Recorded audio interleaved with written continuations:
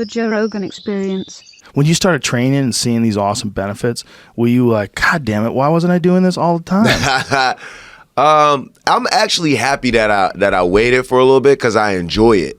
It's not like old to me, you know what I mean? It's not something that I'm tired of or like that's a chore. I'm still figuring out new shit like all the time and getting better, you know what I mean? And like for me, I feel like the physical was probably like the first thing to come to me as like as a reward, as benefit. Like I see the physical shit, but now it's like the feeling that I get, you know what I mean? Or like we said, like posture and balance and technique improving and shit like that. So it's like learning that and feeling that and having that being a part of the process. I'm happy that now is happening as opposed to it being like old and played out to me. Right. Yeah. That's interesting. I think you'd love it either way. Yeah. I still love it. I still love training. I've been doing it forever. Forever? Yeah. I'm 51. I started training when I was really seriously when I was 15. Oh, shit. Yeah. Damn. So what the fuck was I doing? Yeah. That's how I was feeling. I was rapping. Were you rapping when you were 15? Wow. When did you first get into studio? That's one thing I really admire about a lot of rappers. Guys are always working. Yeah. Rappers are always in the studio. Hopefully. That's like a big thing, though. Yeah. It's like there's a discipline aspect to it that I don't think that gets appreciated. Yeah. You have to be, you're always in the lab. Yeah. You're always working. Constantly. It's like training. You gotta work at it. It's competitive. It's competitive. You gotta be in the studio. You gotta work with producers. You gotta be fucking knowing who's next and who's, you know what I'm saying? Like working with them and shit like that. So like at the end of the day, it's a craft. Shit. I've been in the studio since I was like 14, 15, and there was times where my dad used to have to tell me like, yo, get out of the studio. Like, go play with your friends. Be a kid. Be normal. Like, you know what I'm saying? Like, there was times that shit happened. And even now, like, I don't really do normal shit. You know what I mean? I might like go to the movies or like go to Dave and Buster's or something like that. But like, I don't do shit. Like, I just go to the studio. I'd much rather just, you know what I mean? Yeah. Create.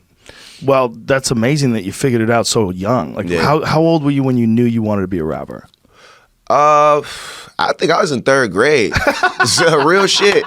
I think I was in third grade. That's amazing. I wanted to be a Ninja Turtle and I wanted to be a rapper. And I think a rapper was like a little bit more realistic. I'm working on being a Ninja Turtle now.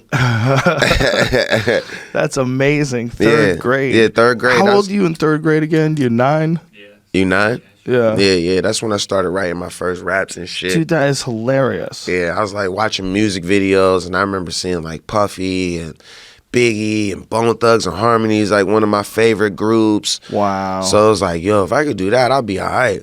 And then by the time I was like 13, that's when the internet was really popular. So you could download like instrumentals and shit like that. So you didn't have to like have beats or anything. Then they started introducing, you know, at home equipment. They had like the little Tascam 4-track little bullshit thing that you could, you know what I mean? So I started fucking around on that, like doing my own little home studio. Then Fruity Loops came out, started making beats. Cool Edit Pro was like the program back then before Pro Tools. And yeah, that's how I got my start. Like just in the fucking in the crib, just putting it together. Then I turned then by the time I was like 16, I got like an internship at a studio in Pittsburgh where I was literally like answering the phones and running errands and going to pick up like office supplies and shit like that. And in return, they would pay me with studio time. So like I would just record like off, you know what I mean? Off the clock, you know what I mean? I had like 4 or 5 songs and that turned into a record deal. Wow. Yep. Got my first deal at 16. That's an amazing story. It's wild. That's a movie story. That's crazy that you always knew. Yeah, yep. It was something that I worked at for sure. Because it was like being in Pittsburgh. You ever been to Pittsburgh? Yeah. You know, it's pretty crazy out there, right?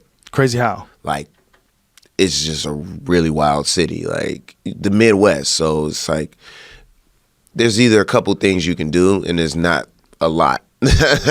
And working a job is like the last thing that anybody wants to do in Pittsburgh. So all my cousins and everybody that I know do different shit than what I was willing to do. I was like, yo, I'm not trying to be that guy, like that. So I was like, how am I gonna make a way for myself? You know what I mean? How the fuck am I gonna still be fresh, still, you know what I mean, enjoy myself, have a good time, but be safe and like have fun. It was music, so.